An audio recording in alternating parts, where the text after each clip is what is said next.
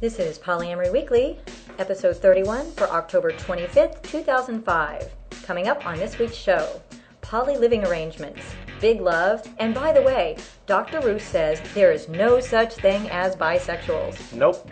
All coming up on this week's show. Well, hello and welcome to Polyamory Weekly, episode 31. For our under 18 listeners, this is an adult-oriented podcast about really lascivious things like communication and honesty in relationships. Oh my god. If you're under 18 and looking for upfront advice and answers to questions about sex, please visit www.scarletteen.com. For everyone else, this is Polyamory Weekly, tales from the front of responsible non-monogamy from a pansexual, kink-friendly point of view. And as you can tell, we have a special co-host. Because I keep interrupting. Would you say those nasty words again? I wasn't touching myself last time. What, slut? Cock, no, not those. Oh, I hear those all the time. That whole communication thing. Oh, communication. Oh, baby. Honesty. Oh. Open relation. Open. Oh, thank you. I was really glad that Grey Dancer was in town and was able to do Polyamory Weekly, because it's been a long time since we've done a show together. It has been. It has been. I'm sure you've been missing me terribly, all you thousands of people that listen to her show and don't listen to mine. Which is, by the way, Rope Weekly. Rope Weekly, yes. www.greatdancer.com/Rope Weekly. Yay. Actually, I'm very proud of you, Minx, because I look at your numbers, and used to be you were like, oh, my numbers are never going to catch up to you, and now you pretty regularly get a 3 times bigger audience than I do, which is fine, because there should be more poly people than kinky rope people. I think you need to say the word cocks and fucking more. I think I say it a lot. I even put pictures of people That's true. tied up. Yeah, you even have pictures of people tied up and like you videos. You have videos and pictures. That's true. We're launching the video cast. So anyway, I'm so glad you're here. Thank you for the plug. He didn't even. Okay, not that kind of plug. Okay. No. First, a couple of announcements. I just had to comment really briefly. For those of you who don't know yet, Yahoo just started a podcast directory, which is nothing new. It looks like they just ganked everything from iTunes. Both my podcasts are in there without my submitting them, which is really nice. And she said submit. And that's available, by the way, at podcast.yahoo.com for those of you who are curious. But I did think it was really funny because I noticed that in episode, I think it was 29, in the show description, coming up on this week's show, I had the phrase, how not to be a slut. And they starred out the word slut. So it says, how not to be a star. So I looked to that June 28th episode, and sure enough, they had, of course, asterisked out cocks and fucking. But I thought it's really funny that apparently slut's a really bad word, so therefore I'm going to say slut as many times as I can say the word slut on this podcast. Okay. Anyway. You word slut. On to listener mail. Our first letter today, and I'm actually going to be putting a call out to listeners for advice on with T.O. City Guy's issue, because neither Grey Dancer nor I have a whole lot of experience with this. So if you do have advice or comments, email me, cunningminx, CUNNINGMINX @gmail.com, or call the listener comment line, area code 206-600-5677. If you'd like to email an audio comment, that would be really great too. I love audio comments. So anyway, this is what T.O. City Guy writes in. It's about living situations. My current living situation is I'm living in a 2-bedroom apartment with a married couple, Rainbow Sprite, and Will 279802, whom we will call Will. I'm special friends with Rainbow Sprite, so we have a quasi-V going on. At the end of May, I met my beautiful girlfriend known as Free Float, who is now my primary. Rainbow Sprite, Will, and myself have been longing to rent a house together, but needed another person to live with to afford it. We found a possible roommate, Daenerys, but perhaps Free Float might also live with us. All this has led to some very interesting questions about living arrangements, such as, first bullet point, Daenerys does not want to live with anybody she is dating. So I guess that means she could join the house for rent purposes, but wouldn't date anybody. Second bullet point, Free Float may not be able to live communally since she's grown used to living just her way with her rules. And that again would be his new significant other. Yes. Primary, yes. And third bullet point, I would like to ideally live with everybody I'm involved with. However unlikely that truly is, he says. And fourth bullet point, Rainbow Sprite and Will both want to live with their primaries, which would be that each other, okay, but not necessarily anybody else they are involved with. It seems that everybody has a different idea about who they want to live with, if any, and it seems a real practical issue of polyamory. I'm hoping you'll give us some food to think about.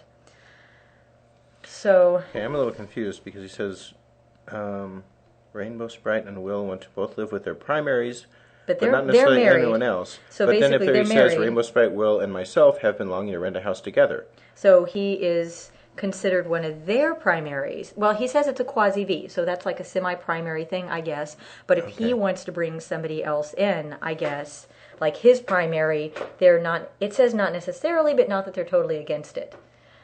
And I wrote back saying, I really can't tell you anything except communicate and be honest, because we don't really have the same, we haven't gone through the whole living situation thing because of, fortunately we all kind of want the same thing, which is we all live separately. Right. Do you have any advice? Just that, it's all about compromise. Not advice. Not advice. Sorry, not advice. I'm just sitting here going, they want, such and so wants this, such and so wants that, such and so wants that, but we all want to live together. And it's kind of like, well, which do you want more? That's basically what it comes down to. I mean, any living situation is going to involve some kind of sacrifices and some kind of changes to things.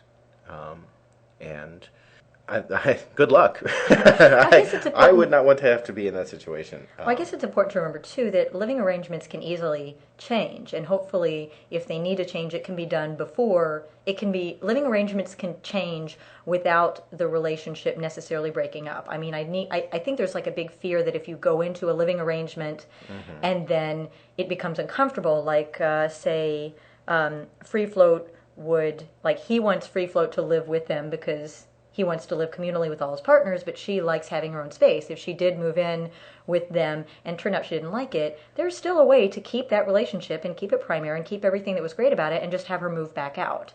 It's just really hard because there are more emotions involved. But it is possible. I think people are just worried about destroying, like if somebody moves out, like if the living arrangements don't work out, then all the relationships are over. Right, which I think could happen if you weren't prepared for the possibility that it might not work out. Right. I think if you have, like, regular communication and everybody talks and... Hang on, I got a drink here. And he takes a drink of his tea. Anyway, so if anybody has better thoughts, if anybody's been through this and can say what mistakes you've made or what you discovered that worked really well for you, write in cunningminx@gmail.com. I love audio files because then it's not me reading your mail, so attach those audio files. And next...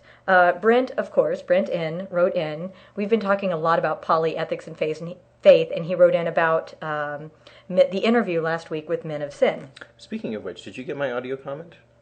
No. Well, then I have to do a correction right now for your interview with Men of Sin. Because in your interview, you said to him that you and I and Janet Hardy had a sexual experience, but that we had all been fully clothed. Yeah. And I'm sorry, listeners, she was wearing a thong. That was her fully clothed, and Janet Hardy was topless. I was fully clothed. I didn't get to see Janet Hardy topless. I was face down. I didn't know she was topless. But you felt her breasts against your back. She likes to be topless when she's topping someone because it makes her feel more intimate and more connected. And you were definitely almost fully nude, lying there on the table, and I was holding your hands. I was fully clothed. But also the idea that we didn't have a sexual experience, considering all of us were having our primary sexual organs, i.e. our brains, being turned on. I didn't say we didn't have a sexual experience. I said there were no... That was actually my point, was that it was a sexual experience. Even though I think I sort of stumbled through it. There was no fluid exchange. There was no fluid exchange, and I said no sexual organs were explicitly touched. Like, nobody was touching my clit, nobody was touching my pussy, She pinched your nipples. She did? Yes, she did. I was in subspace. I don't know what the hell's going on. Yes. Anyway, want to make that correction. She was, in fact, somewhat naked. I was fully clothed, but only in the sense that I was mostly naked. Yes, exactly. Okay, there we go. Sorry about that. So there's that correction. Anyway, back to poly, faith, and ethics. Brent N. wrote in, first comment was about a comment that he made. Don't recall exactly what he said, but I think where he was going with it, even though he didn't quite get there, was that the more you love, the more love you have to give. I think he did kind of get there. Second comment is more theologically geeky. He made several comments that indicated that he had some issues with the, quote, organized church, particularly about control. This is both interesting and unsurprising to me. After all, this is why Martin Luther nailed a piece of parchment to a certain church door. Alas, even many Protestant churches have fallen into that trap. Despite many words to the contrary, the fundamental dogmas of many Christian sects, he said sects, have no room in them for personal revelation. Unless, of course, that personal revelation hews to the party line. That means that those churches have left no room for their God in the beliefs. And I hate to put like all organized religion under one sweeping statement like that, because, for example, I know a lot of very open-minded Unitarians, and even within a lot, I mean, the thing is, people have their own personalized religions, whether the church says you can or not. People believe Right. what they believe, whether the church allows them to or not.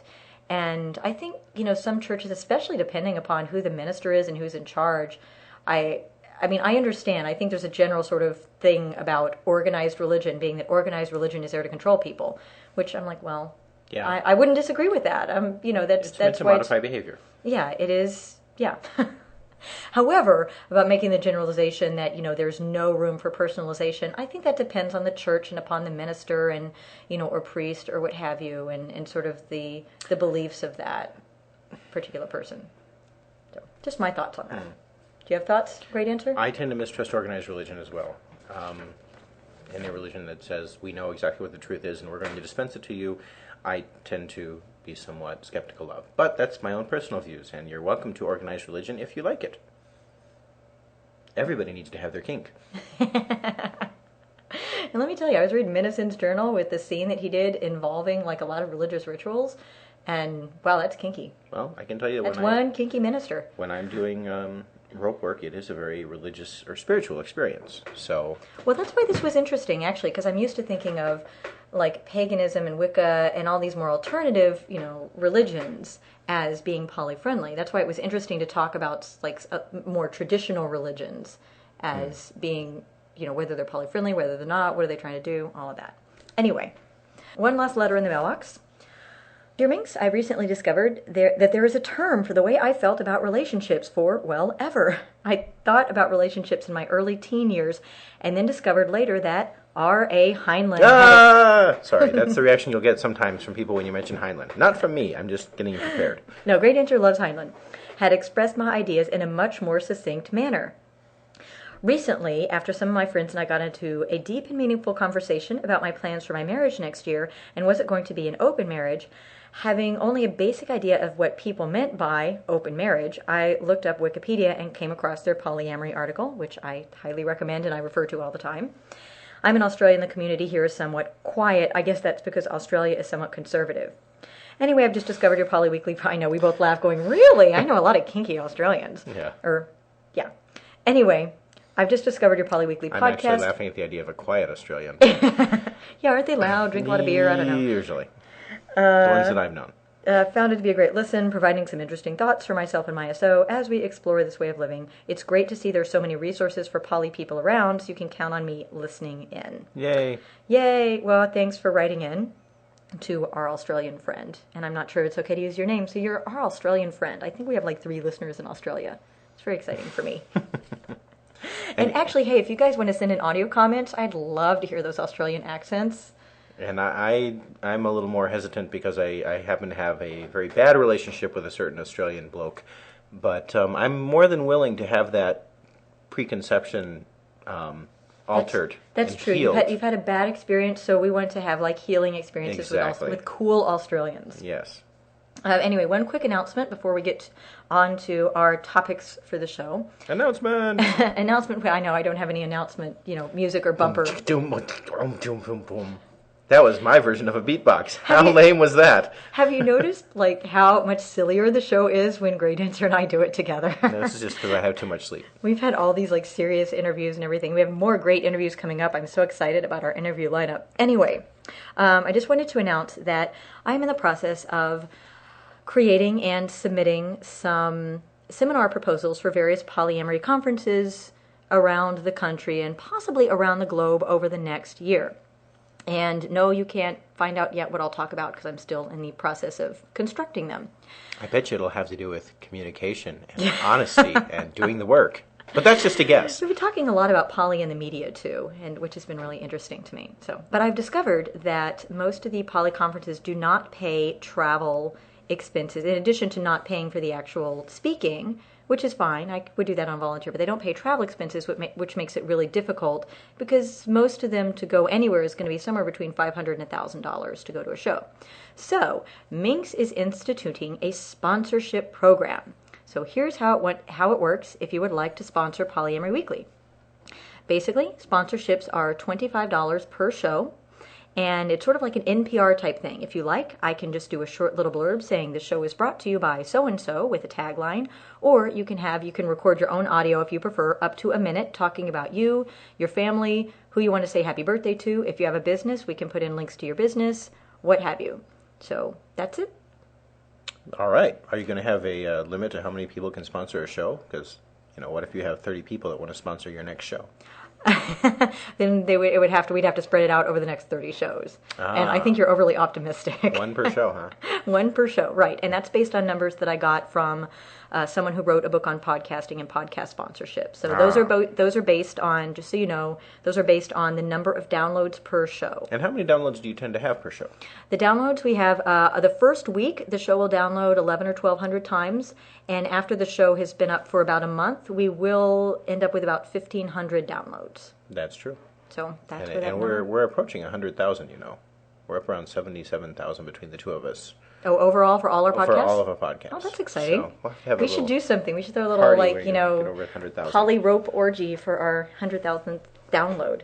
That's true. So if you have questions or would like to sponsor, email me cunningminx@gmail.com.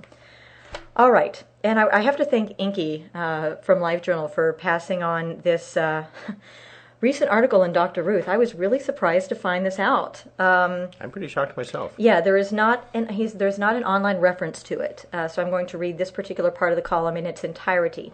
Somebody wrote into Dr. Ruth and said, "Dear Dr. Ruth, I've been with my girlfriend for more than 2 years, and I have no intention of ever leaving her. But lately I've become more attracted to men. I'm very bi-curious, and I know some men that I can have first-time experiences with, but I don't want to commit to the full gay lifestyle. Does it even make a difference if I get together with a man? Basically, I'm going to stay with my girlfriend anyway, but I feel the need to get this out of my system." Okay, seriously, guys, listen. This is what Dr. Ruth wrote back. "Dear reader, everyone is either straight or gay. Some people go through an in-between stage where they are perhaps not sure, but eventually they fall into one category or the other, so that there really is no such thing as being bisexual." No such thing. No such thing. Though some people lead a bisexual lifestyle for a certain time in their lives. Now, if it turns out that you are gay, you're not going to stay with your girlfriend for the rest of your life. So while I know it's hard to give her up, that's what you should do. You have to decide whether you are straight or gay, and it wouldn't be fair for you to cheat behind her back with a man any more than it would to cheat with a woman. But since you're not sure right now of your sexual identity, you may want to do some exploring to find out. You should tell your girlfriend that you need a break from the relationship. Perhaps you'll decide that you're heterosexual, but by that point she might have moved on to someone else. Ah, boy, okay. That wonderfully open-minded Dr. Ruth. I know. And actually, Inky wrote a great little snarky response, and I don't know if I even want to read it because I think we have the same snarky responses. Pretty much, yeah. Go ahead. I'm so glad. Well, and I don't even identify as bisexual. I'm a boobie-sexual. I do like, I'm 90% into men and cocks, but I like boobs, and I've been with a woman or two, but I still feel like you can't put a label on somebody who's clear. Well, okay, I will read a little bit of what Inky said. He said, "You see, I've been having sex with men and women fairly regularly since I was 17. That's 13 years now. I started back in 92. Looks like I've been confused about my identity for quite a long time now. Thanks to you, I'm going to give up sex with either men or women. I'm not sure which yet. See, I really like women, but men are very yummy too. I'll figure it out. Maybe flip a coin or something." Inky, you just make me laugh. It is snarky and I love it because I think snark is called for. Yeah, well, it's okay. Let's get esoteric here. It's a very Cartesian view that she seems to have. Very where dualistic, things are either this or that. You cannot be both. That's a Dr. Ruth imitation, by the way. Oh, right. We were going to do accents on this show. You must be this or you must be that. You cannot be both. Everybody should have sex all the time, but only with either straight people or gay people. You cannot have sex with both. Anyway, I think we're done with that now. Oh, darn, because I was going to do a really awful British accent for the rest of the show, just to compliment your Dr. Ruth. Okay. That was not actually that bad, I think. Not as bad as my British accent, which comes out Australian. But anyway, no, it's the problem of, you're this or that, especially when the whole idea of being gay or heterosexual, thing like that is a recent invention of our culture. I mean, it's only within the last 100 years or so even that people have decided they have to be this or that. Before that time, they were simply sexual. For example, who was this talking about? Oscar Wilde. Oscar Wilde. Oscar Wilde did not sit there and say, "Hi, I'm gay." He said, "I'm Oscar Wilde. I tend to gravitate towards men," but he also had children of his loins. He slept with his wife as well. And I think he was just experimenting. Yes, obviously. He was just confused. I think actually what he was he simply was what the term that I like now and that I actually hear a lot more young people using is, I'm not straight, I'm not gay, I am person specific. Yes. Or they will simply say, like if I was going to say it, I would say, I'm not straight, I'm not gay, I'm great answer. I am who I am. I may be attracted to you, and if so, it's not going to really matter to me whether you are male or female. I'm attracted to you. That which is my own situation. I don't sit there and go, damn, I really wish I had a cock. But boy, there's a couple of people out there that, boy, I would really love to make out with and enjoy. But that's because they are certain individuals. And the fact that some of them have cocks is just a bonus. Well, and it goes back to we talk about labels a lot with respect to, gay and straight and bisexual and poly and swinging. And labels are really for other people's convenience. I don't get, because to me this conversation doesn't even really seem to be about his sexuality. It's about putting a label on him, which is ridiculous because he's going to act the way he's going to act whether you put a label on him or not. I mean, if he wants to sleep with men, he'll sleep with men. You can call it gay, you can call it straight but confused, you can call it bisexual, but he's going to do what it is his impulse to do. Right. So yeah. It's labels are silly. Except for booby sexual, which I really like. But it's silly too, but in a different way.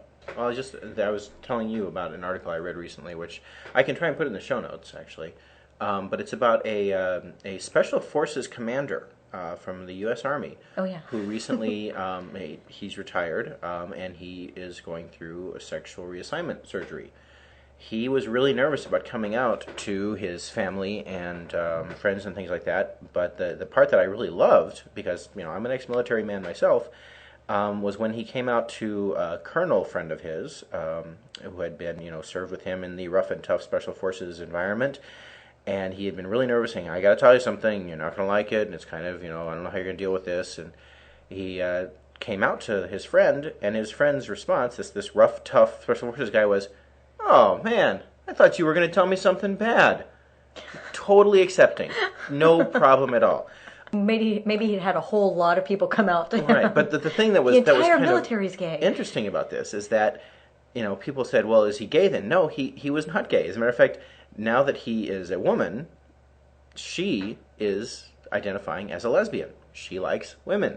And this apparently often happens. It has, the gender that you have has nothing to do with your sexual preference. Right. And as a result, it kind of really throws that whole, you're either gay or you're straight. Because what if, if you are a man who feels that he is actually a woman, but you also are a woman, does that make you gay or does that make you straight? And it just doesn't make sense in that way. I'm getting confused. So am I.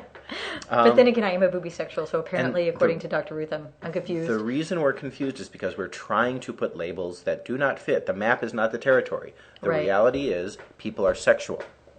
They are not necessarily gay. Well, I mean, you can identify as gay. Not saying you can't be gay. I'm just saying that my belief is that people are sexual. And whether that be, whether they want to call that gay, straight, hetero, whatever, that's life. I mean, I admit that I have been sexually turned on by both sexes. And therefore, I consider myself to be bisexual. Don't have any current male lovers, and I tend to gravitate towards women more than men. But the fact that I have been turned on by both means to me that I am bisexual. That's the way I identify. So, prove me wrong. Well, I think it kind of reminds me, too, of like my conversation with Michel Belanger and the whole issue of being intersex, that people, society in general, really just wants there to be the two sexes. They want to be male and they want to be female, and they want them to be divided and very distinct, and they want it to come down to, that's why people are uncomfortable with cross-dressers, because they don't want to see, they want to put people into the boxes because it's easier for them to understand. And that's why if you're born with, I know so many people, we have so many friends that are intersex and were born with what they call ambiguous genitalia. And I don't think that life is as, dualistic, as black and white as we want it to be. However convenient that might be. I know when we were talking with Bai Femme Fatale, like in some of the first episodes about, why, if everybody hates labels, why do we use them? And she brought up the point is that, it's convenient.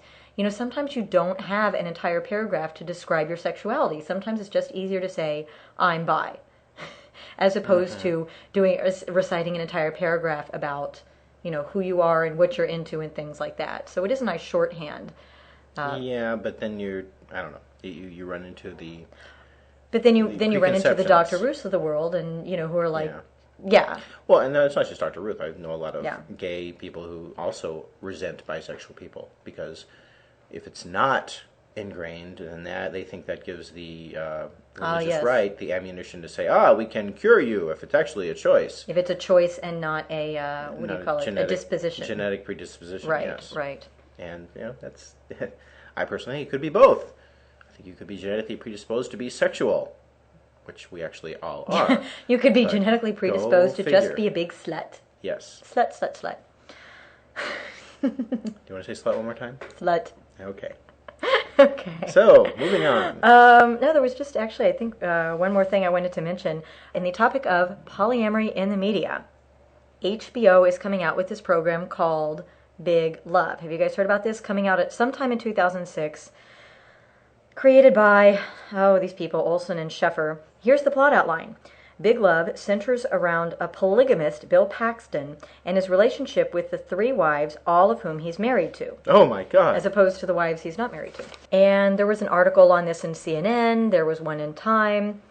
Here's a little blurb. Big Love focuses on the indefatigable, that's fun to say, Bill Hendrickson, played by Bill Paxton, a Utah polygamist. He keeps his wives, Barb, Margene, and Nikki, Jean Triplehorn, Jennifer Goodwin, and Chloe Sevigny, in separate... Chloe Sevigny. Chloe Sevigny.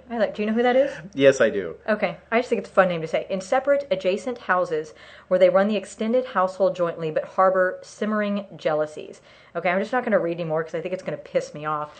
But the question was, do we think this is going to be good for polyamory or bad for polyamory? Not to be dualistic about things. Actually, I'm going to take the middle road. I think that it will be very good for polyamory in that it will bring up negative emotions, which will make people explore the idea more and provide more chances for communication and honesty. Drink your tea. And actually, this reminds me, just to bring things full circle, he mentioned the adjacent houses, and we have friends who probably, some of them listen to the show because they're a large quad-based family. Oh yeah.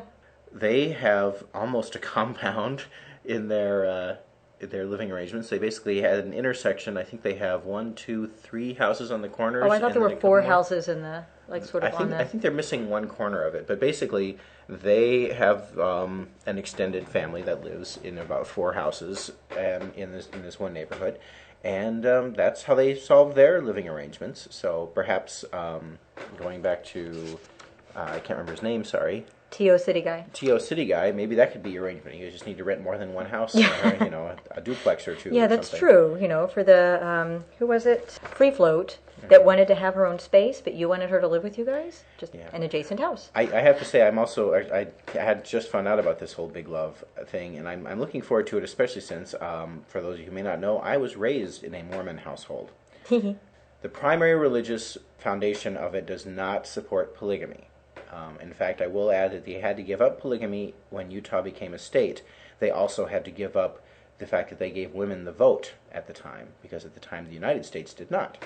So interesting. Yeah, kind of funny how that works. But anyway, I just want to say I'm looking forward to hearing it, and I bet you that the simmering jealousies will not be communicated to each other except through passive-aggressive things. Right. Well, the thing is to be conflict makes for good TV, or at least that's what the producers think. So I'm sort of I'm dreading this. I really am, because I think you have a point in that it is going to engender discussion, and that's good. It will get people talking about, like, what their feelings are about polygamy, blah, blah, blah. It just sort of, polygamy just kind of makes me go ew and shrug, because it is because of the sort of traditional concept of polygamy was, first of all, that men could have many wives, and I do mean have in the sense that the wives were property.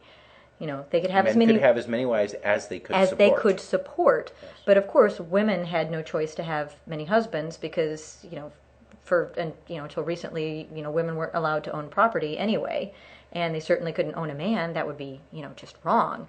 So it sort of has all those sort of, I don't know, biblical connotations to me, which makes me kind of shrug and go, ooh, have we come nowhere in 2,000 years? I will also add that I was taught that the reason the Mormons embraced polygamy to begin with was because in their trek across the United States, they had been persecuted, and so many of their men had been killed that quite a few women were left with no one to provide for them. Now, admittedly, women should be able to provide for themselves nowadays, yes, but this was back then, and a lot of the reason why the polygamy was set up was so that the women, when their children, would have a provider and a protector for themselves. So that was the explanation I was given when I was growing up. I don't know how true it was. Interesting. So kind of more like a communal living. Exactly. Thing, which is a little bit more positive, actually. I was told that most of the time they were not sexually active. Now, again, this was the doctrine that was handed down to me as I was growing up from the official Mormon Church. The reality may be totally different. I don't know. So if there are any Mormon ministers out there listening to this podcast, shame on you, who want to contradict. Oh, is that it for our Big Love? Oh, I was going to talk about Big Love. Okay. Yes. I just wanted to mention that I did finally do the interview for the polypercolation site, which I can't think of right now. I know it's on last week's show notes, so I'll put it on the show notes, available at www.livejournal.com/users/polyweekly. And I did do, it's not an audio interview, it's actually a written interview where they asked a bunch of questions and I wrote the answers down. So if you check out the polypercolation site, it's nothing I haven't already said on the show, I think, but, just if you're curious, it's there. That interview is done. And what was the last thing I wanted to say, though? Oh, when we mentioned sponsorships earlier, did I make it clear that all of the money from the sponsorship goes directly into the Send Minx to Poly Conferences Fund? It doesn't go into Buy Minx Pretty Things from IKEA Fund. Right. Or and I should add, if you do send Minx to a poly conference, well, it's possible that she might, end up almost naked on a table being put in a scene by Janet Hardy or someone like that. That would be cool. Yeah, so, it could also be in your own self-interest to help send Minx to conferences that you may go to. So we're tempting them with nudity, and here I was trying to be all professional about, we're going to give seminars, and we're going to, spread information about poly. Well, that's true, but, often when we give seminars, we end up being naked, or you do anyway. I just like to be naked. That's true. Unless it's really cold. True.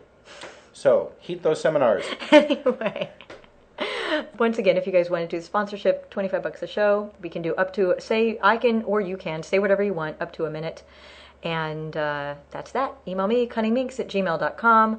Call the listener comment line at area code 206-600-5677. And if you're kinky-minded, go to www.greatanswer.com/ropeweekly for all of your fun rope-based podcasts. And we have so many great interviews in the works. I'm so excited. I'm getting so many awesome books in the mail because the authors I'm reviewing them, and then we're going to have the authors on the show. I found out that's one of the perks of doing a show is, wow, you get free review copies of really awesome books. You do. I do. Well, I haven't asked. Gotten anything. Oh, I got free rope, actually, then. So I'm really excited about From that. my sponsor, twistedmonk.com. Oh, sorry. Is that out loud? Anyway, okay. And we're going to end the show with laughter. Ha-ha. Do you want to say the tagline? Do I? You want to change it? You can make it all about the sex if you want. Often it is about the sex, and I just think it... Well, you know what? It is all about the sex. Everything in humanity is based on sex. You know what? We are going to go have sex right now, so thanks for listening, and... Oh, yes, thank you. It's all about the sex.